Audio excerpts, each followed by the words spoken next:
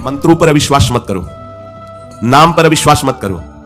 तुम अनुष्ठान को जानते ही नहीं कैसे किया जाता है। एक कामना की पूर्ति, तुम विश्व की कामना की पूर्ति कर सकते हो, विश्व की कामना की पूर्ति। बोले आप क्यों नहीं कर लेते? क्योंकि हम विश्वात्मा की कामना किए हुए हैं, हम विश्व की नहीं। हम जिस बात की कामना किए हुए हैं उसके लिए विश्व का विस्मरण करना है। मन मन की रुचि जान नेह विधि अनुसरे। हम प्रियालाल की मन की बात जानकर उनकी सेवा में रत होना चाहते हैं। नहीं, नाम और मंत्र में इतनी ताकत है, आप उसको समझ नहीं पाए। आप विचार करके देखिए, जब कोई पवित्र अनुष्ठान कोई राक्षस करता था तो बहुत पहले से ही वो मदिरा त्याग देता था, मांस खाना त्याग देता था, दूसरे की निंदा करना त्याग देता था, अपवित्रता का त्याग कर देता। परम पवित्र ऋषियों की तरह होकर वो तब अनुष्ठान करता था, यद्यपि वो जगत विनाश के लिए अनुष्ठान होता, पर उसके लिए भी पवित्रता की ऐसी आवश्यकता थी। अब आप बेविचार करो, शराब पियो, मांस खाओ, गंदे आचरण करो और बोलो हमने राधा राधा कहा लेकिन काम नहीं बना। वो बोल रहे थे कि कितना भी बड़ा संकट हो, फिर बोल रहे हैं। अगर भयानक से भयानक विपत्ति को ऐसे नष्ट कर दे तो बता देना, कृष्णाय वासुदेवाय हरे परमात्मने प्रणतः क्लेशनाशाय गोविंदाय नमो, इसका जप करो। और जब तक तुम्हारा काम पूरा ना हो जाए ब्रह्मचर्य से रहो, झूठ मत बोलना, मदिरा मत पीना, मांस मत खाना, ना काम हो जाए तुम्हें बताना कि भारी से भारी विपत्ति का नाश करके भगवान श्री कृष्ण का आश्रय उसे ऊंचे उठा देगा, इस जगत की धरा से उठा देगा। विश्वास में आप मदिरा पियो, मांस खाओ, व्यभिचार करो, सोचो लाख 2 लाख महात्मा को दे देंगे, हमारी कामना पूर्ति हो जाएगी। बिल्कुल भूल में मत रहना। आपको संशय होता है नाम पे, संशय होता है मंत्रों पे, संशय होता है शास्त्र के विधान पर। आप चलते हो शास्त्र विधान से? कहां चलते हो? अरे हम जब कह रहे कोई राक्षस भी अनुष्ठान करता था तो इन नियमों का पालन करता था। इतना अनुष्ठान में कि मेघनाथ को पैरों से मार रहे हैं बंदर भालू, पर ना मंत्र छोड़ रहा है, ना हिल रहा है, ना उनकी तरफ देख रहा है। इतना सहनशील होना चाहिए अनुष्ठान के लिए। किसी कामना की पूर्ति के लिए सांगोपांग अनुष्ठान करो, भला कामना की पूर्ति ना हो जाए? नहीं, आप शास्त्रों में पढ़ के देखो, संतान उत्पत्ति के लिए कैसे व्रत, पयोव्रत का कैसे अनुष्ठान किया। पवित्र रह करके इतनी इतनी मात्रा में आहार लेना, इस मंत्र का जब भगवान गर्भ में आ गए। क्या चाहिए तुम्हें? भारी से भारी विपत्ति को दूर करने के लिए आर्त भाव से पुकारो भगवान को। तुम्हें धनी बनना है, अनुष्ठान कीजिए। हम कह रहे किसी विशेष मंत्र आदि की तरफ ना बढ़िए, बोलिए राधा राधा। क्या चाहिए आपको? कृष्ण कृष्ण बोलिए। सब मंत्रों का सार है नाम में, आप बोलिए तो नाम। पवित्र होइए, गंदे आचरण छोड़िए। क्या चाहिए आपको? भगवान का नाम जहां गूंजता है वहां ऐश्वर्य अपने आप चरणों में लौटता है। अब छल कपट करो, हिंसा करो, गंदे आचरण करो, सोचो हम बहुत बड़े धनी बन जाएं।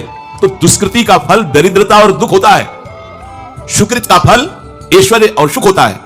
अब लगाओ तुम कांटेदार वृक्ष और चाहो कि हमको रसीला फल प्राप्त हो, तो इसे मूर्खता ही कहते हैं। फिर दोष देता है काल, कर्म, ईश्वर को, शास्त्रों को, मंत्रों। अरे कुछ नहीं, नाम मंत्र में जरा सी भी अनुष्ठान में त्रुटि हो जाए तो उसका फल बदल जाता है। आप कहां अनुष्ठान कर रहे हैं? कौन सा अनुष्ठान कर रहे हैं? सबसे पहला नियम अनुष्ठान का होता है पवित्र आचरण, ब्रह्मचर्य, सत्यवाद, पवित्र भोजन, संयम से। कोई भी अनुष्ठान कर, किसी भी विषय का अनुष्ठान करके देखो, अभी हो जाएगा। ये तो हमसे नहीं होगा तो फिर आप बड़ी बड़ी कामनाएं करते हो, हवा में कामनाएं पूर्ण हो जाएंगी। किसी की भी काम, किसी का भी महाबली या तेजस्वी पुत्र पैदा हुआ, उसको देखो कैसे रहा है, उसके माता पिता कैसे आचरण किए हैं। 10,000 वर्ष तक भगवान श्री हरि में मन लगाकर निरंतर मंत्र जपने पर कश्यप और विंता जी ने भगवान गरुड़ जी को प्रकट किया।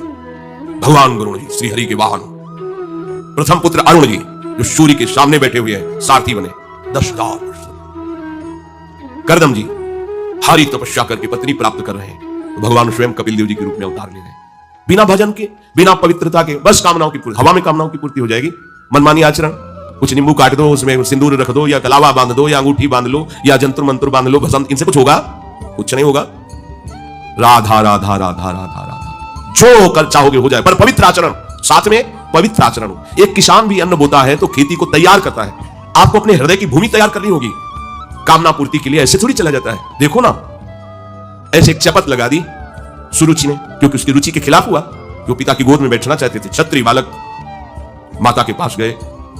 उनका नाम सुनीति है। वो सुंदर नीति से चलती है, वो रुचि से चलती है, सुरुचि अपनी रुचि, और वो सुनीति सुंदर नीति से चलती है। मां, पिताजी ने गोद में बैठाला नहीं, और मां ने शपथ लगा दी और कहा तू ऐसे कि गर्भ से प्रकट हुआ है, सिंहासन का अधिकारी नहीं। अगर तुझे सिंहासन पर बैठना है तो जा तपस्या कर और मेरे गर्भ से प्रकट हो। तपस्या इस बात की कर कि मेरे गर्भ से तब कहीं तू पिता की गोद में बैठ सकता है। बोले हाँ बेटा। महाराज तो मुझे दासी भी मानने के लिए तैयार नहीं है। बेटा, भगवान नारायण का जिसने आश्रय लिया उसकी कोई कामना अधूरी नहीं। जाओ तुम भगवान श्री हरि का आश्रय लो, वही तुम्हारी कामना की पूर्ति करेंगे। मेरे में तो कोई सामर्थ्य नहीं। मैं आशीर्वाद देती हूँ, मेरा आशीर्वाद कवच की तरह तुम्हारी रक्षा करें। 5 वर्ष का बालक चला हुआ प्राप्ति के लिए। वो प्रेम नहीं चाह रहे हैं, वो पद चाह रहे हैं। कैसे जीवन व्यतीत किया देखो 6 महीने की बात।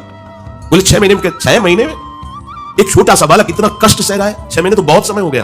भगवान तो इससे भी बहुत करुणा में एक आर्त पुकार में उपस्थित हो जाते हैं। एक बार जिन नाम ली हित सो होयति दीन। अगर कोई कामना नहीं है, केवल प्रभु की मिलन की चाह है और हृदय आर्त भाव से पुकार दे तो दूसरा नाम नहीं लेना पड़ेगा।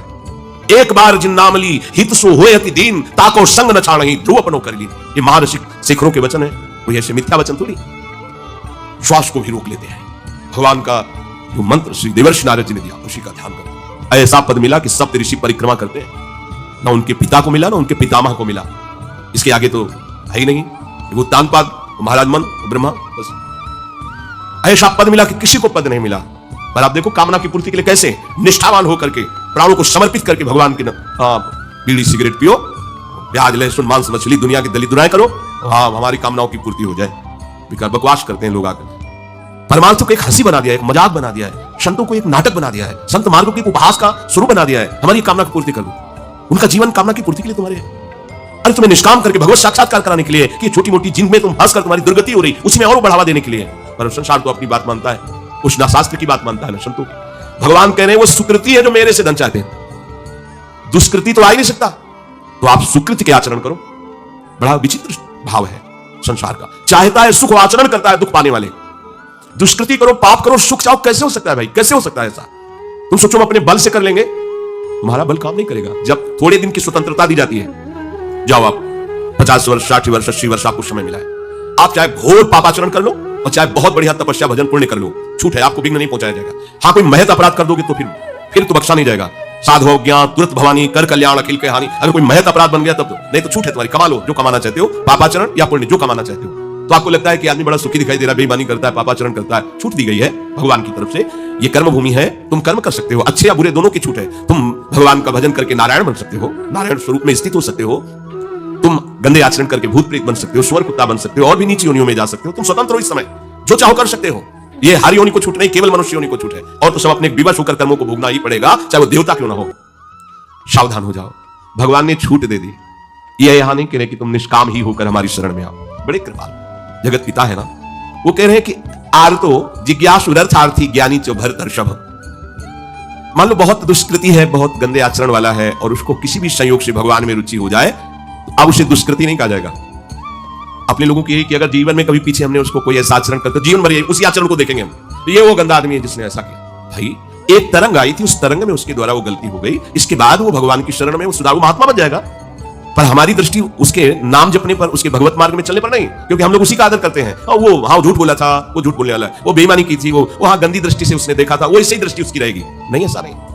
दुष्कृति आचरण करने वाला किसी संयोग से यदि उसकी भगवान नाम में रुचि हो गई, सत्संग में रुचि हो गई, भगवान का आश्रय ले लिया, तो भगवान कहते साधु समन्तव्यः। अब उसे साधु मानो, बड़ा पुण्यात्मा है, क्योंकि मेरे आश्रय में आ गया, मेरी शरण में आ गया। भगवान कृपा करके ये 4 बातें कह रहे हैं। अगर आपको कोई भारी से भारी संकट है, चाहे जितना बड़ा संकट हो, कई घटनाएं अपने जीवन में हमने देखी, आश्चर्यमय घटनाएं, जो बिल्कुल बस केवल भगवान ही बचा सकते थे। मुरारी शरण जी और कई संत अपने गिरिराज जी की परिक्रमा में रात्रि में गए थे। 2 बजे के लगभग वापस आ रहे थे हाईवे से, और ड्राइवर सो गया, और डिवाइडर उस पे गाड़ी ऐसे एकदम जो राधे श्याम, बिल्कुल रफ्तार से गाड़ी चल रही, एकदम ऐसे, एकदम आवाज जोर से, प्रभु की इच्छा से निकला राधे श्याम, गाड़ी बंद। ऐसे ड्राइवर बार बार समझा रहे कि पहली बार ऐसी गलती हुई, मैं सो गया। पहले वो समझा कि पीछे हम कुछ नहीं था ना, कोई पीछे से गाड़ी आई। अब इंजन कैसे बंद हुआ, वो गाड़ी वहां कैसे रुक गई, केवल इसका कोई महत्व नहीं रखते कि कोई बड़ी बात है। अरे जीवन उनके हाथ में, आज ले लें या कल ले लें, लेना ये जीवन उनको समर्पित है। जैसा अगर आप संकट में हैं, पुकार के देखिए राधा, पूरा दृश्य बदल जाएगा। पुकार के तो देखिए, पर बिना अपनापन हुए पुकार नहीं सकते आप उस समय। अरे दैया राधा नहीं निकले, अरे बाप रे, ऐसे राधा नहीं निकलेगा क्योंकि तुम्हारे दैया बाप है ना। हमारे तो यही है जो कुछ है। राधा दर्शन करने राधा वल्लभ जी के जा रहे थे, शराब पिए मोटरसाइकिल से, उधर से कोई आ रहा था, हमारे दोनों पैरों के बीच में पहिया, मोटरसाइकिल रफ्तार से आ, बस ऐसे आगे हाथ रखी जाएगा, जब वैसे वो जो खोपड़ी सी होती मोटरसाइकिल, ऐसे श्री राधा, बंद। बोला बाबा बंद कैसे हो गई? कभी बंद ना हो जाती तो हमें बंद कर देते। तो बोले बाबा हम शराब पिए थे तो हमसे संभलिए। हम कुछ नहीं कह रहे, आप जाइए। बोले हमें तो आश्चर्य कि बंद कैसे हो गई? हम काम जिनकी शरण में होकर तुम अगर तुम अन्यथा कर तुम सर्वसमर्थ। भगवान का प्रताप जगह जगह दिखा है। मतलब कैसे हम तुम्हें बताएं। महुआ से आ रहे हैं ट्रेन में, अब किसी श्रद्धालु ने टिकट दे दिया, अब हम ज्यादा पढ़े लिखे तो है नहीं, अच्छा 9 पढ़े, संसारिकता का ज्यादा ज्ञान नहीं, बचपन से इसी में लगे रहे तो वो तो ज्ञान, अच्छा उसे कौन पढ़े कि कौन से स्टेशन की क्या, हमको हमें तो भाई टिकट दे दी, लो महाराजा बनारस की टिकट, तो अपनी झोली में डाल ली, वो बैठा दिया वो अच्छे वाले उसमें है, हाँ जो भी रूम कहे जाते हैं वातानुकूलित कक्ष जो होते उसमें, हम तो हमारे पास टिकट है, और आए वो जांच वाले टिकट, हम बड़े गर्व से लिखा कोई टिकट है, तुम देखा बोले स्टेशन कब निकल गए, कहाँ बैठे हो तुम, ये जनरल की टिकट है और ये स्टेशन तो कब निकल, कहाँ जाना है हमका, वाराणसी, बोले तुम्हारे पास टिकट तो है नहीं, और अब पावर होता है जब तो फिर उसमें हमारी और नई अवस्था उस समय थी 24-28 के बीच की जो अवस्था, वो कुछ बोलने अभद्र शब्द बोलने वाले, खड़ो चलो हमारे साथ बोलने, ऊपर एक आदमी नीचे उतरा, अंग्रेजी से बात की, इतनी बड़ी कागज में टिकट बनवाई, हमें दी, पैसा दिया और कहा सर आप कोई नहीं, कौन है ये, कौन उतर के आ रहा है, कौन सहयोग कर रहा है, अरे जिसके सहारे हैं वो एक एक कदम पर दुलार कर रहा है। अब संकट निवृत्ति के लिए हम प्रभु का आश्रय ने लेकर जगत का आश्रय बड़े बड़े चूक कर देते हैं, अमुक अमुक है उनका संबंध हम दृढ़ रखते हैं क्योंकि कभी हुआ तो वो काम आएंगे, धिक्कार है भगवत शरणागत कहला करके किसी अन्य का आश्रय लेना, इतने बड़े मालिक हैं सर्वत्र सर्वशक्तिमान, तुम्हें और किसी का आश्रय चाहिए, पर ये बात तभी समझ में आएगी जब खूब सत्संग करोगे और नाम जप करोगे, भगवान का आश्रय पल पल पर देखा है, उनका जीवन में दुलार देखा है, बस ये लगा कि भगवान ही बचा सकते हैं, दूसरा कोई नहीं बचा सकता। गंगा किनारे कुछ जगह ऐसी होती है जो ऊपर से एकदम सूखी पपड़ी दिखाई दे रही, वो अंदर भारी दलदल होता है, हम तो अपनी मस्ती में चले जा रहे हैं, पीछे से आवाज, बाबा रुकना, कदम रुकिए, वो दौड़ के बोली बाबा आपको पता है ये यहाँ से देखो आधा किलोमीटर तक दलदल है, फंस जाओगे तो वहीं खड़े खड़े मर जाओगे, कोई निकालने वाला नहीं, ऊपर से सूखी पपड़ी, नीचे पग पग पर प्रभु को देखा है। अर्थ अगर संकट निवृत्ति कोई कर सकता है तो भगवान श्री हरि कर सकते हैं, आप उनका आश्रय, भगवान उसको अपना करके कहते हैं बड़ा उदार है, उसने मेरी शरण ली, उदार जैसे बच्चा दौड़ कर घर आ जाए माँ की गोद में बैठ जाए तो माँ क्या कहती है, बहुत दुलार करती है, ऐसे दुलार करते हुए उस मनुष्य को भगवान करे, ये बड़ा उदार है, बड़ा सुकृति है, इसने दुख निवृत्ति के लिए मेरा आश्रय लिया। अगर सत्संग सुनकर तुम्हें थोड़ा भी भाव आ रहा हो तो किसी भी विपत्ति में किसी का सहारा मत लेना, एकमात्र प्रभु का भरोसा रखना, अगर विपत्ति संपत्ति में न बदल जाए तो हमें बताना, और अगर किसी का सहारा लिया तो बनती हुई बात बिगड़ती चली जाएगी, ये पक्का समझ लेना। आपको लगेगा कि उनका फोन नंबर कर दें तो एक फोन में सारी बात समझ जाएगी, नहीं भाई, ये लोकवत थोड़ा संभलता नजर आएगा लेकिन वो बात बिगड़ जाएगी जिससे सारी बात बननी नहीं, बने तो रघुबर ते बने और बिगड़े तो भरपूर, बिगड़ जाने दो, क्यों, इतनी बिगड़ जाएगी तो संभलेगी कैसे, वो बिगड़ते बिगड़ते अंतिम स्टेज पर ऐसा संभाल देगा जितनी संभली थी उससे 1000 गुना बढ़ के, वो बड़ा महामहिम है।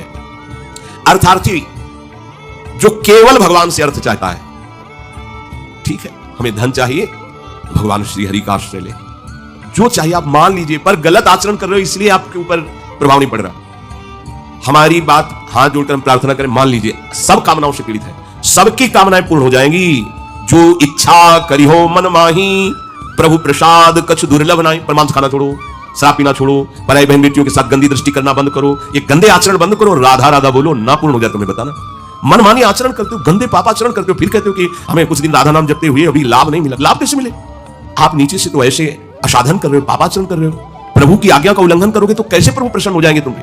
हमें किसी से अपना काम बनाना होता है ना तो उसकी रुचि के अनुसार चलना होता है, एक साधारण व्यवहार की बात करें, हमें आपसे काम बनाना है तो हमें आपकी रुचि की देखनी पड़ेगी, तो आपकी रुचि के अनुसार चलना पड़ेगा, आपकी भावना में हमारी कदर बने तब हमारी बात बनेगी। तो हमारे प्रभु तो पहले ही कहते हैं तुमसे कि ममई वांसो, तू मेरा है, पर प्रभु की आज्ञा है शास्त्र के अनुसार चलो, जो मैं बोल रहा हूं वैसे चलो, ऐसा चलोगे तो तुम्हें धन मांगना ही नहीं पड़ेगा। आपको मजाक लगता है सब कथाएं सुनकर, अगर विश्वास हो तो तुम्हें मजाक न लगे, ऐसा तुम्हारे जीवन में भी हो जाए।